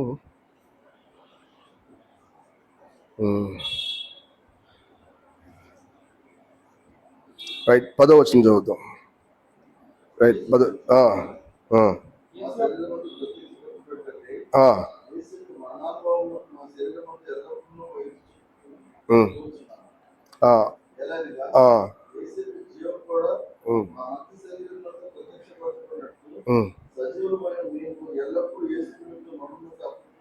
అప్పగింపబడుచున్నాం అనే పదం విన్నారా? అక్కడ నిజానికి యేసు ప్రభు ఎవరికి అప్పగించబడ్డాడు? వాళ్ళకి అప్పచెప్పాడు. ఇక్కడ కూడా వాస్తవానికి దేవుడి ప్రజలు దానికి పక్కగా ఏం లేరు. వీళ్ళు ఎట్లున్నారు తెలుసా? వీళ్ళు కూడా దేనికి అప్పచెప్పబడుతూ ఉంటారు? మరణానికి అప్పచెప్పు. అది ఇష్టమవుతుంది మనకి ఇష్టం, చాలాసార్లు ఇష్టం. కానీ మన ప్రభువుని జాగ్రత్తగా చూస్తే అది మనకి ఎంతో ఆధిక్యత. ఎంత ఆధిక్యత అంటే, ఆయన చనిపోయి సమాజం తిరిగి లేగడానికి ఎటువంటి పరిస్థితులు ఉన్నాయో మన జీవితంలో అటువంటి పరిస్థితులు దేవుడు ఏర్పాటు చేయడం అనేది అర్హమైన విషయం. అది మన జీవితంలో అర్హమైన విషయం. అపోస్తలుడు పౌలు సిలువ వేసుకున్నాడా? ఎవరైనా సిలువ వేశారు ఆయన్ని? వేయలే. కానీ ఆయనకి నేరుగా తెలుసు ఏంటో తెలుసా? యేసు యొక్క మరణంలాగా మమ్మల్ని కూడా రోజు రోజుకి ఏం అప్పు చెప్తున్నాడు? ఆయన మరణానికి అప్పు చెప్తున్నాడు. ఇది చూడండి ఎంత పెద్ద విషయం. చాలా పెద్ద ఆయన అన్నాడు, యేసు మిగిల్చిన శ్రమలు మా జీవితంలో మేము కొనసాగిస్తున్నాం అని చెప్పి పౌలు చెప్పినప్పుడు ఆ పదాన్ని ఒక ఆయన వివరించలేక ఆయన ఏమన్నాడు తెలిసే? అదేంటో మరి నాకు తెలియదు అన్నాడు యాక్చువల్. కానీ నిజానికి ఎవరైతే యేసు ప్రభు యొక్క మరణాన్ని చూడగలిగి ప్రాఫెసీ కోసం తను అప్పచెప్పుకున్న వాళ్ళ జీవితాలు గుర్తుపడతారు. ఎందుకో తెలిసే? వీళ్ళు ఏ తప్పు చేయకపోయినా అనేకులకు జీవం కలగడం కోసం దేవుడు వీళ్ళని మొత్తి వీళ్ళ మరణానికి అప్పచెప్పేటప్పుడు ఎట్లా ఉంటుందో తెలిసే? యేసు యొక్క శ్రమలన్నీ కూడా ఏం జరుగుతున్నాయి? ఈయనలో కంటిన్యూ అవుతున్నాయి. మీరు చూసారా? మన జీవితంలో అర్థం చేసుకోవాల్సిన విషయం ఏంటంటే, భవిష్యత్తు ఎలా ఉంటుంది అని చెప్పి కొత్తగా ఆలోచించవసరం. నీ భవిష్యత్తు ఎలా ఉంది? ప్రాఫెసీ ఉంది. యాక్చువల్గా నువ్వు ఎలా ఉంటావు తెలుసా? అచ్చం యేసు ప్రభు లాగానే ఉంటావు. అంతకు పక్కగా ఏమీ లేదు. ఆయన లైఫ్ని సరిగ్గా చూస్తే నీ లైఫ్ నీకు సరిగ్గా అర్థమవుతుంది. మనం చాలాసార్లు ఆయనతో ఇంటరాక్ట్ అవ్వడానికి అంత బాగా కాన్సన్ట్రేషన్ అనేది మనకు లేనప్పుడు సత్యాలన్నీ కూడా వేరే దారి పడుతూ ఉంటాయి. అప్పుడు ఏమవుతుందో తెలిసే? భారం ఉంది అని చెప్పబడింది, కానీ భారం తప్పుదో పట్టబడింది. వెంటనే మనం ఏమవుతాం? నిద్రపోతాం. ఆత్మలో నిద్రపోతాం. అప్పుడు వెంటనే పక్కదారికి వెళ్ళిపోతుంది విషయం అంతా. సంగతి అంతా ఒకటే. మన కళ్ళ ముందు ఉన్న లేఖనాన్ని, ప్రాఫెసీని మనం చూడగలుగుతామా? బైబిల్ చెప్పట్లేదా? యేసు ప్రభు గురించి సువార్తలు మాత్రమే చెప్పబడినాయి. సువార్తల దగ్గర నుంచి ప్రాఫెసీలు ఉంది. ఎవరి గురించో తెలిసే? అపోస్తలుల కార్యాల దగ్గర నుంచి చివరికి రెవల్యూషన్ వరకు కూడా ఎవరి గురించి చెప్పబడింది? సంఘం గురించి, మన గురించి చెప్పబడింది. ఆయన గురించి 4 సువార్తలు చెప్పబడింది యాక్చువల్గా. మిగతా సంగతులన్నీ కూడా మనం ఆయనతో ఎట్ట కలిసి ఉండాలనే విషయమే చెప్పబడింది యాక్చువల్గా. ఇదంతా ప్రాఫెసీయే మన లైఫ్లో. అందుకని ప్రతిసారి మన భవిష్యత్తు కూర్చొని ప్రతి సంగతి వెనకాల మనం దేవుడి దగ్గరికి రావాలని చెప్పి ఉద్దేశపూర్వకం చెప్పబడేది ఇందుకే.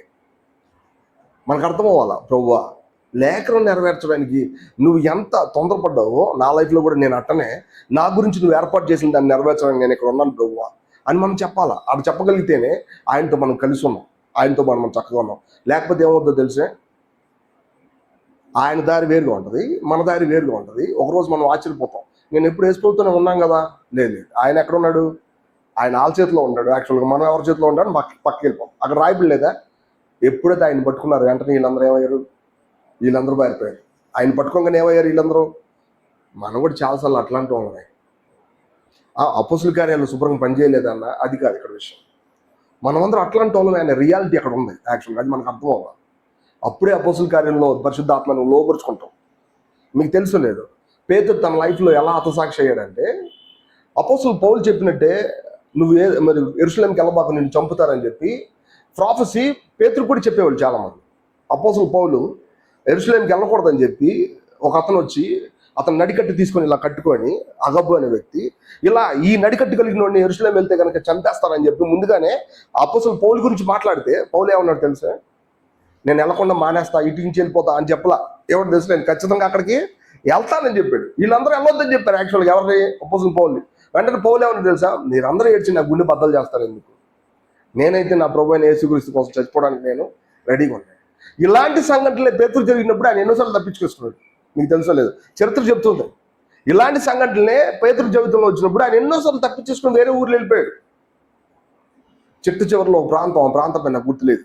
ఆ రోజులో అక్కడ కూడా ఆయన చంపడానికి చూస్తున్నప్పుడు పేతురు పారిపోతుంటే, నేను చాలాసార్లు చెప్పినట్టుంటా, ఆ పొలి మీద దాటి వెళ్ళిపోతుంటే ఈయన చెట్టు వెళ్ళిపోతుంటే ఆయనతో పాటు ఒక ఆయన ఎదురుగా వస్తున్నాడు. ఒక ఆయన ఎవరో ఎదురుగా తలకాయ ఉంచుకుని వెళ్తారని చూస్తే ఆయన యేసు ప్రభు నువ్వేంటి సిటీలోకి వెళ్తున్నావు, టౌన్లోకి లేదంటే ఊర్లోకి వెళ్తున్నావు అంటే, నువ్వు ఎట్టగా నా కోసం చచ్చిపో, ఈసారి నేనే చచ్చిపోతాను. అప్పుడు వెంటనే పేతురు ఏమన్నా తెలిసే, నా ప్రభుని వేసినట్టు నన్ను సిలువ బాగానే తిరగేసేయండి నాకు అని చెప్పాడు. మన లైఫ్లో మనం కొట్టడానికి సిలువలు ఏం లేకపోవచ్చు మన మందిరాలు యాక్చువల్గా, కానీ 24/7 మనం ఎవరితో కొట్టబడుతుంటాం, పరిస్థితుల ద్వారా, సౌహృదం ద్వారా మనం ఏం చేస్తుంటాం, అది మనకు అవసరమే. ఇది మనకు అర్థం అవ్వాలి. అపోస్తలుడు పేతురులాగా ఆ మరణం ఎల్లప్పుడూ మన జీవితంలో ఏం చేయాలా, ఊహించుకోవడం నేర్చుకోవాలా. మన దేహం శ్రమ పడకపోవచ్చు, మన స్వయం ఏం చేయబడుతుంటుంది, కట్ చేయబడుతుంది ఎంతసేపు. ఇది మనకు అర్థం కాకపోతే మన వల్ల దైవికమైన లేఖనానికి జరిగే నెరవేర్పు అనేది కనపడదు. యాక్చువల్గా మన జీవితంలో ఇది అర్థం అవ్వాలి. చర్చ్ ఎప్పుడు ఎవరిని చూపించాలి, యేసుక్రీస్తుని చూపించాలి. యేసుక్రీస్తు ప్రభుని చూపించాలంటే యేసుక్రీస్తు దారి తప్పకుండా పక్కకి వెళ్ళిపోతే యేసుక్రీస్తుని చూపించగలిగిద్దా, చూపించలేదు. ఆమె ఆయన వేరు వేరు కాదు, అసలు వాళ్ళిద్దరూ ఒకటే. ఇంకొక మాట చెప్పాలంటే ఆమె యొక్క ప్రతి అనుభవంలో ఆయన ఎప్పుడు సమీపంగానే ఉన్నాడు. ఇది మనకు అర్థం అవ్వాలి మన లైఫ్లో. ప్రభు నువ్వు అప్పచెప్పుకున్నావు, లేఖనాన్ని నెరవేరడానికి వీలుగా నువ్వు పూర్తిగా నువ్వు అప్పచెప్పుకున్నావు. అది చెప్పలేదు అక్కడ. 12 సేనా వ్యూహాల కంటే ఎక్కువ మంది నిన్ను పంపినప్పుడు దేవుడు నన్ను పంపడం నువ్వు అనుకుంటున్నావా? దాని అర్థం ఏంటో తెలుసా, తప్పించుకోవడానికి దారి ఉంది, బట్ స్టిల్ నేను తప్పించుకుంటానని నువ్వు అనుకుంటున్నావా? అక్కడ తప్పించుకోవడం అనేది కరెక్ట్ అని నువ్వు అనుకుంటున్నావా? ఇక్కడ విషయం అది. మనం చాలాసార్లు తప్పించుకోవడానికి దారి ఉంటే వెంటనే ఏం చేస్తాం, అంతెందుకేంటి, ఎవరైనా మనం గురించి కొంచెం అప్రిషియేట్ చేశారనుకోండి, నేను ఎప్పుడు ఇంతేనంటే అంటాం. అవునా కదా? యాక్చువల్గా అంతేనా? ఎవరైనా మనల్ని కొంచెం చూసి చాలా చక్కగా మీరు చేశారు, నేను ఎప్పుడు అంతేనండి ఎట్లా ఉంటాం అంటే ఏంటి తెలుసా, మనం ఏ మాత్రం తగ్గం. నేను ఎప్పుడు ఇంతే, నా చిన్నప్పటి నుంచి ఇంతే అంటాం. ఇక్కడ విషయం అది కాదు. ఉద్దేశపూర్వకంగా తనకున్న లాభాన్ని ఏం చేస్తుందో తెలుసా, వదిలేసుకుంటున్నాడు యాక్చువల్గా. ఎందుకని? ఆయన తెలుసు తర్వాత వచ్చే జీవం ఎంత కాస్ట్లీయో ఆయనకి తెలుసు. వాస్తవం మన లైఫ్లో ఇది అర్థం అవ్వాలా. ఒకసారి ఒక పెద్ద ఆయన, నేను చెప్పినట్టున్నా, ఒక పెద్ద ఆయన తన వైఫ్ చనిపోయింది. ఆయన పరిచారకుడు, పెద్ద దేవుని సేవకుడు. ఆయన ఇంట్లో ఎవరో లేడీ నివసిస్తున్నారని చర్చ్ మొత్తం తెలిస్తే వెంటనే వీళ్ళందరూ గుసగుసలాడు చాలా పెద్ద చర్చ్, గుసగుసలు ఆడుకోండి పెద్దోళ్ళ చేత ఫోన్ చేయించారు. హలో మిస్టర్ బ్రదర్, మీ ఇంట్లో ఒక లేడీ నివసిస్తుంది అన్నమాట, నిజమేనా అనేది. ఆయన అవునండి అండి. అవునంటే వాస్తవానికి ఇంకేముంది, దొరికిపోయాడు దొంగ అన్నట్టు ప్రవర్తించుకోవచ్చు. అందరూ కలిసి గుంపుగా వెళ్ళారు. తీర చూస్తే పండు ముసలమ్మ వాళ్ళ అమ్మ ఉంది యాక్చువల్. వాస్తవానికి వీళ్ళు ఆగి, ఎందుకని ముందే చెప్పొచ్చు కదంటే, ఈయన ఏమో మీరు నన్ను ఏమడిగారు అంటే తప్పించుకోవడానికి ప్రయత్నం చేశాడు ఈయన యాక్చువల్గా. అది నాకు అర్థం కాదు యాక్చువల్గా. ఈయన ఎందుకంటే తప్పించుకోవడానికి ప్రయత్నం చేయలేదని నేను అనుకుంటాను యాక్చువల్గా. తప్పుగా అనుకుంటే ఎంత పెద్ద తప్పు అది యాక్చువల్గా. తప్పుగా అనుకుంటే అది ఎంత పెద్ద సివియర్ ప్రాబ్లం వస్తుంది యాక్చువల్గా నేను అనుకుంటాను. అవి నేను ఏంటంటే ముందే బాబు అట్టడుకోబాక ఆయన అని చెప్పి వెంటనే నేను కంగారు పడి చెప్పేవాడేమో మరి నా గురించి నేనైతే. వాస్తవానికి ఆయన అటు చేయలే. ఆయన ఏం చేస్తాడు తెలిసే, పౌరంలాగా నిష్కపటంగా ఉండడం అంటే ఏంటో చెప్తున్నాడు. తన కంటి చూపుల్లో తన యొక్క బాడీ స్కిన్లో పౌరం ఎంత చక్కగా ఉంటుందంటే అది చిన్న మచ్చలు కూడా ఎత్తి చూపించగలిగిద్ది. అది తను దాచుకోలేదు యాక్చువల్గా. అట్లాంటి పౌరంలాగా నిష్కపటంగా ఉండండి అని చెప్పి ఆ పదాన్ని చూపించాడు. మన లైఫ్లో చాలాసార్లు ఎలాంటి పదాలు కొన్నిసార్లు మనం దాటి ఊరిని స్కిప్ అవుతుంది. అంటే ఇక్కడ అంతా ఒకటే, లేఖనంతో ప్రభుత్వం మనం ముడిపడాలనుకుంటే కనుక ఇలాంటి అద్భుతమైన దారి మన కళ్ళ ముందు ఉంటుంది. దాన్ని మనం చేస్తున్నప్పుడల్లా పరలోకంలోకి ఎక్కిపోతున్నాం అనే సంగతి మనకు అర్థమవుతుంది. మన యొక్క జీవితం లేదంటే అందులో ఉన్న విషయాలన్నీ ఈ భూమి నుంచి లెగిసి నడుస్తున్నట్టు మనకు అర్థమవుతుంది. మీరు గమనించండి, యేసు ప్రభు చనిపోయేటప్పుడు ఆయనకి ఏ హోప్ లేదా? ఉంది. ఆయన ఖచ్చితంగా 3వ రోజు ఏం చేస్తాడు, తిరిగి లెగుస్తాడు. ఆ హోప్ ఉంది. ఆయన సిలువలో కష్టాన్ని ఒక మొత్తం మందిలో అనుభవించాడా? అనిపించలే. ఉద్దేశపూర్వకంగా చిరకను పుచ్చుకోలేదు. ఆయన తాగడానికి చిరక ఇచ్చినప్పటికీ కూడా చిరకను ఆయన పుచ్చుకోలే. ఉద్దేశపూర్వకంగా మనకున్న ప్రతి పాపాన్ని కూర్చున్న శిక్ష ఆయన పూర్తిగా అనుభవించాలని కోరుకున్నాడు యాక్చువల్గా. ఎందుకో తెలుసా, దాని తర్వాత వచ్చే జీవం ఎంత విలువైందో ఆయనకి బాగా తెలుసు. వాస్తవానికి మన లైఫ్లో ఇటువంటి నిరీక్షణ ఉంది. మనం ఊరకనే చనిపోవట్లా, ఊరికనే ఓడిపోవట్లా, మన ఊరకనే మన ప్రేమ పారబోయబడట్లా. అది తర్వాత ఏం జరిగింది? అది పునరుద్ధానంలో తిరిగి లేచింది. వాస్తవానికి మీరు చూడండి, ఉద్దేశపూర్వకంగా లేఖనానికి అప్పచెప్పుకొని ఉద్దేశపూర్వకంగా పౌరం వల్ల నిష్కపటంగా ఉంటే వాళ్ళు ఉద్దేశపూర్వకంగా జీవాన్ని ఏం చేశారు? ఉత్పత్తి చేశారు. ఉద్దేశపూర్వక జీవం, ఇది దేవుడి రాజ్యంలో జరిగే విషయం. మనకు అది అర్థం అవ్వాలి. చర్చ్ లైఫ్లో, సంఘంలో మనం జీవాన్ని కోరుకుంటా దానంతా అది పనిచేసే దైవికమైన పరిశుద్ధతని మనం అనుభవించుకోవాలి. అది మనకు అర్థమైనప్పుడు లేఖనానికి అప్పచెప్పుకోవడం ఎంత అవసరమని మనకు అర్థమవుతుంది.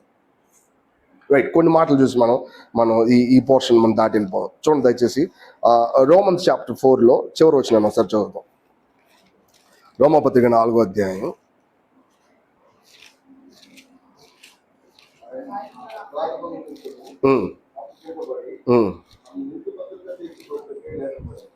అప్పగించబడి అనే పదానికి వచ్చినప్పుడు ఎలా అప్పగించబడ్డాడు ఆయన? మన అపరాధాలు. అపరాధం అంటే ఏం చెప్తాం మనం? నేను చాలాసార్లు చెప్తా, అంటే ఎవరైనా ఆన్సర్ చెప్తే నేను సంతోషపడతాను. అందుకని అపరాధం అంటే తప్పు చేసిన గిల్టీ. ఓకే, అది కరెక్టే. అందులో ఏం లేదు. అది అందరికీ తెలిస్తే బాగుంటుంది యాక్చువల్గా. ఎప్పుడు మీరే చెప్పకుండా అది విషయం. అది అంటే తెలిసిన వాళ్ళకే తెలుస్తూ ఉంటుందిలే, వాళ్ళకి కూడా తెలుసు కానీ గుర్తురాదు టక్మని. సో ఒక్కసారి వాళ్ళ లోపల ఉన్న పరిశుద్ధాత్మ కలిసి ఇది ఏంటి ప్రభు అని అడిగితే చెప్పేస్తారు యాక్చువల్గా. అలా మనం రెడీగా ఉండాలండి అని నా యొక్క ఉద్దేశం. సో అపరాధం అంటే ఏంటంటే మన మీద మనకి ఇప్పుడు కూడా ఏముంటుంది? గిల్ట్ ఉంటుంది. కానీ ఎప్పుడైతే ఆయన తను అప్పగించుకుని తీరు చూసామో ఆ గిల్ట్ ఏమవుద్ది? పోయినట్టు. ఆ గిల్ట్ ఏమైంది? పోయింది. ఆయన తనను అప్పగించుకున్నాడని కానీ నా గిల్ట్ ఏమైంది? పోయింది. నీకు తెలుసో లేదు, అక్కడ తెలియడం కాదు, నేను ఊత పదం అది. ఎఫెసు పత్రిక 1వ అధ్యాయంలో అక్కడ 9వ వచనంలో ఆయన మన అపరాధాల నిమిత్తం అనగా ఆయన రక్తం ద్వారా మన అపరాధాలకు ఏం జరుగుతుంది? ఆయన మనల్ని విమోచించాడు అనగా ఆయన రక్తం ద్వారా మన అపరాధాల నుంచి మనకి విమోచనం. ఆయన రక్తం మనల్ని కడిగింది. ఎందుకో తెలుసా? దైవికమైన ప్రణాళికలోకి ఎంటర్ అవడానికి, సంఘంలో మనం కలిసి ఉండడానికి ముందుకు అడ్డం పడేది ఏంటో తెలుసా? ఈ అపరాధమే. ఇంకొంతమంది దీన్ని మర్చిపోయి గర్వంతో ప్రవర్తిస్తారు, అది వేరే సంగతి. వాళ్ళు మనం దాని గురించి మాట్లాడట్లేదు. వాళ్ళు ఖచ్చితంగా తప్పులో ఉన్నారు, ఎటువంటి సందేహం లేకుండా. ఇంకొకళ్ళు ఉన్నారు, వాళ్ళకు మనం సహాయం చేయగలం. వాళ్ళు ఎవరో తెలుసా? తమలో ఉన్న తప్పులు చూసుకుంటా చర్చిలకు ముందు కొనసాగలేని వాళ్ళ గురించి దేవుడికి లేఖనం చెప్పేది ఏంటంటే, ఆయన అప్పగించబడ్డాడులే గెత్సెమనే తోటలో వాళ్ళందరికీ. ఎందుకో తెలుసా? మన అపరాధాలు మనల్ని బాధ పెట్టకుండా ఉంటాయి. ఆయన తప్పు చేయాల. ఎవరు చేసే తప్పులు? మనం చేసాం. ఇప్పుడు ఈ తప్పులన్నీ ఎవరి మీద మోపబడ్డి? ఆయన మీద మోపబడ్డి. కాబట్టి నీ మీద ఇక అపరాధాలు ఏమి ఉండాల్సిన అవసరం లేదు. ఆయన నీ కోసం క్రైమ్ చెల్లించినప్పటికీ కూడా నా తప్పులు నాలుగు చాలా ఉన్నాయని అనుకుంటే పొరపాటు ఎవరిది? మనదే. సరే, ఇంకొక వచనం చూడండి దయచేసి. గలతీయులకు రాసిన పత్రికే 1వ అధ్యాయం 4వ వచనం చదువు.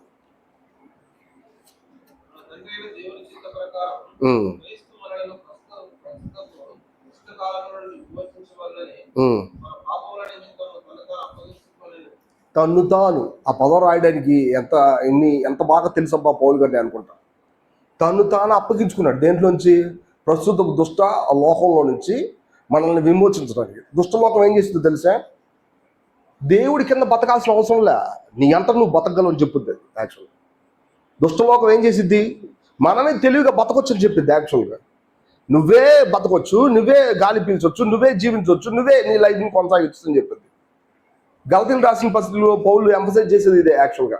ధర్మశాస్త్రం లోకంతో ఎలా కలిసిపోయిందో చూపించడానికి చేసే ప్రయత్నం అదంతా. ధర్మశాస్త్రం అంటే మనం పంటి దిగుతూ మనం చేయాలనుకున్నది. ఇది నేరుగా దేంతో అటాచ్ అయింది అనేది అక్కడ పౌలు చెప్తున్న విషయం. మన లైఫ్లో చాలాసార్లు వ్యక్తిగతంగా బతకడానికి చేసే ఏర్పాట్లన్నీ కూడా దేంతో అటాచ్ అయి ఉంటాయంటే లోకంతో అటాచ్ అయి ఉంటాయి. ఒకవేళ లోకం నుంచి నువ్వు విడిపించుకోవాలి నువ్వు అనుకున్నావు అనుకోండి, బాగా అర్థమైపోయింది. లోకం నేను విడిచిపెట్టిద్ది అనుకుంటున్నారా? లోకం ఎన్నడూ విడిచిపెట్టవు. మన వెనకాల అది ఎక్కువ వచ్చింది వాస్తవానికి. లోకం నుంచి విదిలించుకొని బయట రాగలిగినోడు ఈ ప్రపంచంలో ఎవడూ లేడు, ఒక క్రైస్తవుడు తప్ప. ఎందుకో తెలిసే? ఇతని నిమిత్తం ఎవరు అప్పచెప్పుకున్నారు? ఆయన అప్పచెప్పుకున్నాడు. కాబట్టి మన లైఫ్లో నిజంగా లోకం నుంచి బయటకు రావడానికి మనకి ఇసుకొచ్చినప్పుడు నేను చాలాసార్లు ఆశ్చర్యపోతాను. నా తప్పులు నాకు కనబడుతున్నాయి ప్రభువా, కానీ వెంటనే అక్కడ కనపడిద్ది పాపం చే ప్రతివాడు పాపానికి. దాని నుంచి నేను అడ్డిడిపించుకోవాలి. ఇప్పుడు నాకు అది కష్టం. ఈ పాపాన్ని నేను తుడీకరించా కరెక్టే, కానీ వెంటనే ఈ పాపం వల్ల జరిగిన రిజల్ట్ నుంచి నేను తప్పించుకోలేను. ఎడ తప్పించుకుంటాను? కానీ దానికి కూడా దేవుడు ఏం చేశాడు తెలుసా? రెమెడీ ఏర్పాటు చేశాడు. ఈ విషయం చూసినప్పుడు సంతోషించుకోవడం గంతు లేకుండా ఉండలేము అసలు. యాక్చువల్గా లోకాన్ని మనం ముట్టుకొని దానివల్ల బాధపడకుండా బయటకు రాగలిగినాడు ఎవడు ఉన్నాడా? ఎవడూ లేడు వాస్తవానికి. లోకంలో ఏముందో తెలిసే? లోకంలో శరీరేచ్ఛ, నేత్రాశ, జంపడం. వీటన్నిటి పక్కన లోకం మీద దేవుడి యొక్క ఉగ్రత ఉంది. ఎవడైనా లోకంలోంచి దేవుడి యొక్క ఉగ్రతను తప్పించుకోకుండా, బట్ మనం తప్పించుకోగలం. ఎందుకో తెలిసే, మిమ్మల్ని విమోచించడానికి ఆయన మీకోసం తాను ఏం చేశాడో తెలుసా, అప్పచెప్పుకున్నాడు. నిజంగా ఆ విషయాన్ని అర్థం చేసుకుంటేనే చాలా కష్టంగా ఉంది. మనం ఎంతో ప్రేమించి మన పిల్లల కోసం అన్ని ఏర్పాట్లు చేయకపోవచ్చు కొన్నిసార్లు.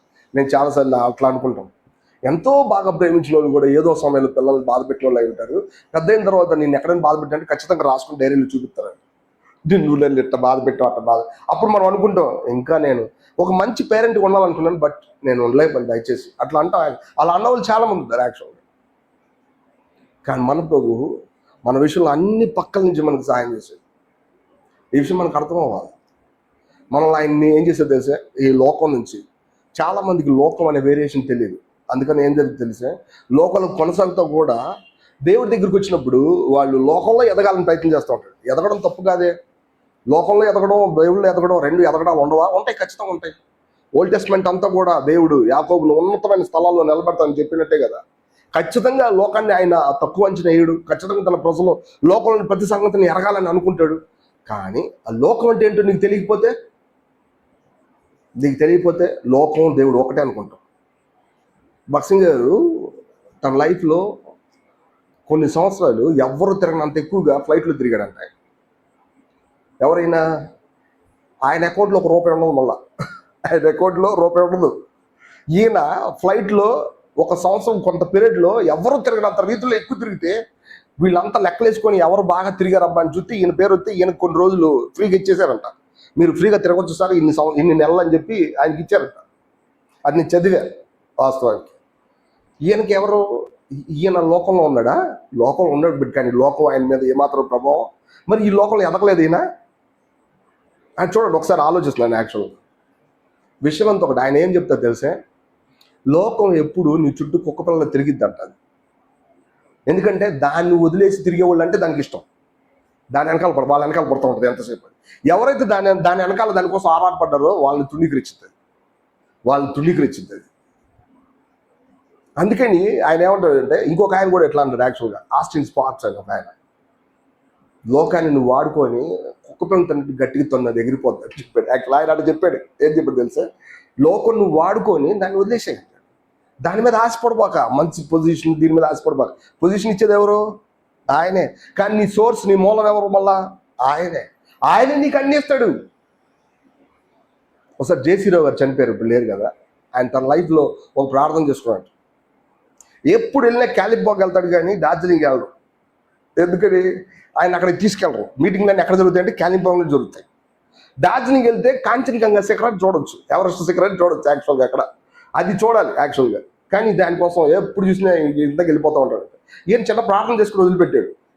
ఒకరోజు సాయంత్రం ఎక్కడికి వెళ్దామని చెప్పి తీసుకెళ్ళి ఆయన్ని ఖచ్చితంగా టైగర్ హిల్స్ దగ్గర ఉన్నటువంటి ఒక చిన్న హట్లో అక్కడ హట్స్ ఉంటాయి యాక్చువల్గా. ఆ చలికి తట్టుకోకుండా ఈ చెక్కలతో కట్టే హట్లు ఉంటాయి అనమాట. హట్లో కూర్చోబెట్టి ప్రార్థించుకుని తెల్లాలేసి చూస్తే ఆ శిఖరం కనపడుతుంది ఖచ్చితంగా. ఆయన కనపడేసరికి ఆయన ఏమన్నా తెలిసే, నా లైఫ్లో నేను చిన్న విషయాల గురించి పెద్దగా పట్టించుకోలేదు, బట్ ఆ చిన్న విషయాల గురించి నేను ప్రభువు చెప్పినప్పుడు ఆయన పట్టించుకోకుండా వదిలిపెట్టలేదు. ఎంత పెద్ద మాట అది యాక్చువల్గా. ఆయన చిన్న విషయాల గురించి కూడా నా విషయంలో పట్టించుకోవాలి. అంటే మనకున్నటువంటి ప్రతి విషయం గురించి పూర్తి పట్టింపు ఎవరికి ఉంటుందో తెలుసా? ఆయనకు ఉంటుంది. కానీ నువ్వు లోకంలో ఆయనతో పాటు కలిసి తిరగడానికి ప్రయత్నం చేయి, కానీ ఆయన లేకుండా లోకంలో నువ్వు కలిసి ఉండాలని మాత్రం అనుకోవద్దు. ఎందుకంటే అది నిన్ను ఎన్నడూ విడిచిపెట్టదు. ఇక్కడ చాలా విషయాలు ఉంది. సరే, ఇంకొక వచనం చేసి మనం ముగించేద్దాం. ఎఫెసీ పత్రిక 5వ అధ్యాయము 2వ వచనం చదువు.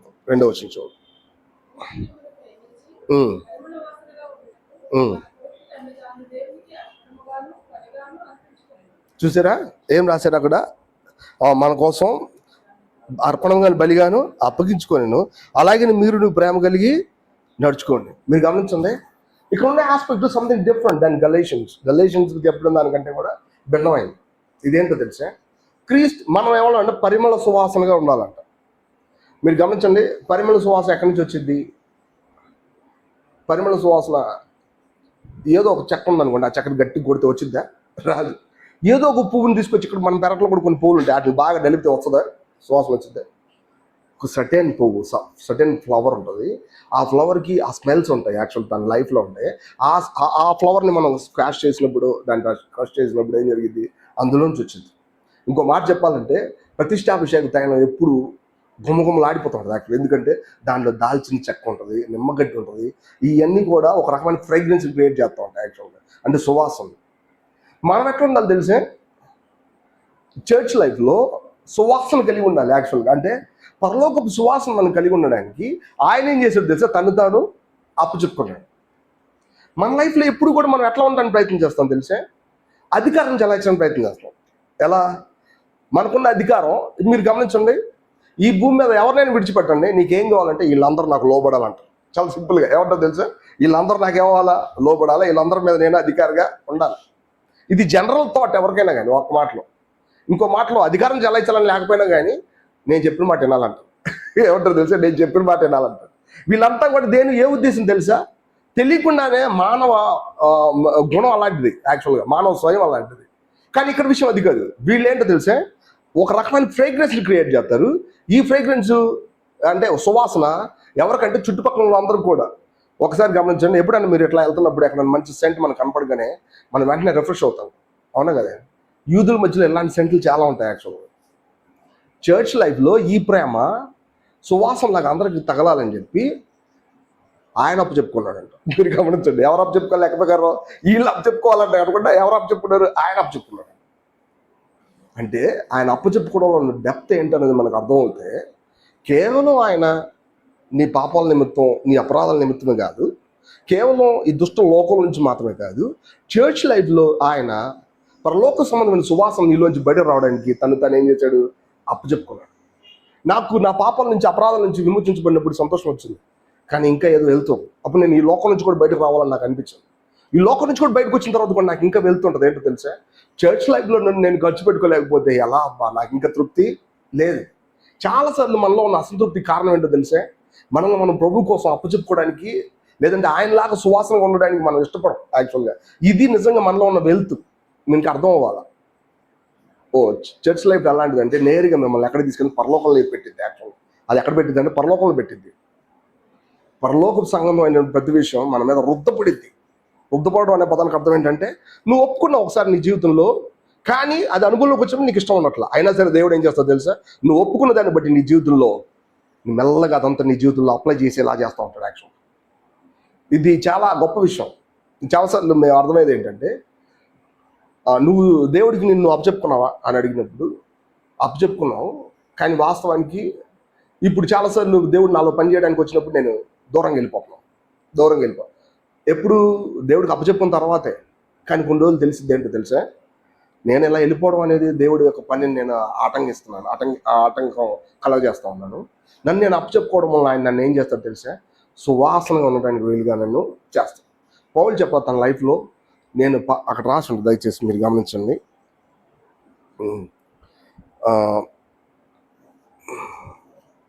నేను ఇప్పుడే పానార్పణకు పోయి, అది గలతీయులకు రాసిన పత్రిక కావచ్చు బహుశా, అది వాస్తవానికి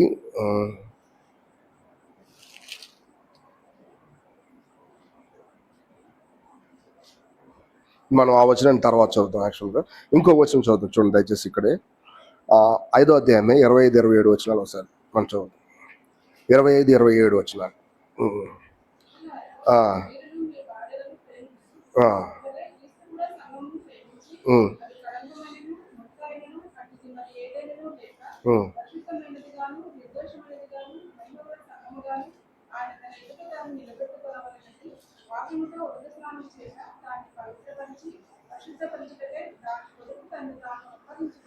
మీరు గమనించారా, దాని కొరకు తను తాను అప్పగించుకోండి. ఎందుకంటే నేరుగా ఈమె వాస్తవానికి సంఘం అనే ఈవిడ, లేదంటే ఆయన ప్రజల యొక్క గుంపు ఈ లోక సంబంధం కాదన్నట్టు, ఇక పరలోక సంబంధం అన్నట్టు, పరలోకపు తత్వం అంతా ఇళ్ళలో వాళ్ళు ఇంజెక్ట్ అవ్వడానికి ఆయన తనతో అప్పచెప్పుకున్నారు.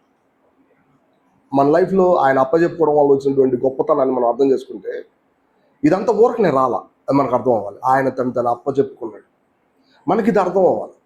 కాబట్టి వెంటనే పరలోక సంబంధమైన విషయాలను ఆశించకుండా మనం ఏం ఉండకూడదు. ఆయన పరలోకానికి ఎక్కిపోవడానికి కావాల్సిన ఏర్పాట్లు నాకు చేసినప్పుడు నేను పరలోకానికి ఎక్కి చూడటం కష్టమా, ఇలా పైకెత్తి చూడటం కష్టమా? కష్టం కాదు. ఎందుకంటే నేను దేనికోసం ఉన్నాను ఇంకా యాక్చువల్గా దానికోసమే కదా. మన లైఫ్లో చాలాసార్లు అట్లా ఉండదు. ఎందుకు ఉండదంటే మనం దేని మీద ఆశపడతామంటే కింద ఉన్న ఈ రెల్మ మీద ఆశపడుతుంటాం చాలాసార్లు. అప్పుడు ఏం చేయాలి దేవుడు? ఉద్దేశపూర్వకంగా నువ్వు దీని సంబంధం కాదని చెప్పాలా. ఎట్లా చెప్తాడు ఆయన? మాటలతో చెప్తే విన్నాం కదా. అప్పుడు ఏం చెప్తుంది తెలుసా? మనం దేని మీద అనుకున్నామో అది మనల్ని అవమానించింది. ఎవరు? దేని మీద అయితే ఎవరి మీద అయితే అనుకున్నామో, దేన్ని పణంగా పెట్టి మనం బాగా ఉన్నాం అనుకుంటామో వెంటనే అది ఏమవుతుందో తెలుసా? మనల్ని ఇబ్బంది పెట్టింది యాక్చువల్గా. వెంటనే అప్పుడు ఏమవుతుందో తెలుసా? ఏడుస్తాం. కూర్చొని ఏంటంటే ఏడుస్తాం. ఏడిచి వెంటనే ప్రభు వైపు తిరిగినప్పుడు ఆయన ఏమంటో తెలుసా? నువ్వు ఏడవలసిన అవసరం లేదు, కానీ నువ్వు ఎందుకు ఏడుస్తావు తెలుసా? నువ్వు పెట్టుకున్నటువంటి హోప్ పోయింది కాబట్టి నువ్వు ఏడుస్తున్నావు యాక్చువల్గా. కానీ నిజానికి ఆయన ఎవరి మీద హోప్ పెట్టుకున్నాడు? మన మీద హోప్ పెట్టుకున్నాడు. ఇప్పుడు ఆయన ఏం చేయాలా? ఓపిక్గా పనిచేస్తాడు యాక్చువల్గా మన విషయం. మనకి ఇది అర్థం అవ్వాలా. ఆయన నీకేం తక్కువ చేయడు. నా జీవితంలో నేను చెప్పగలను యాక్చువల్గా, నమ్మకంగా చెప్పగలను. ఆయన నీ జీవితంలో దేన్ని మిస్ చేయడు. మనమే వేరే టర్న్స్ తీసుకొని వేరే వేలు తీసుకోవడం, వేరే మార్గాలు ఎంచుకోవడమే కానీ ఆయన ఏ విషయంలో కూడా మనకి చూసి చూడనట్టు విడిచిపెట్టలేదు.